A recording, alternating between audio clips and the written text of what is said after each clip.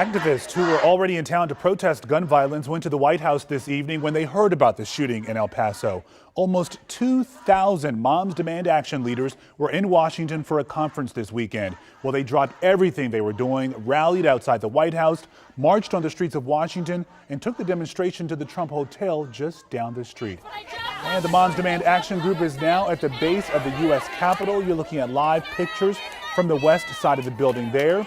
Demonstrators, they're calling on lawmakers to do something once and for all to stop the senseless slaughter of Americans, all because of guns.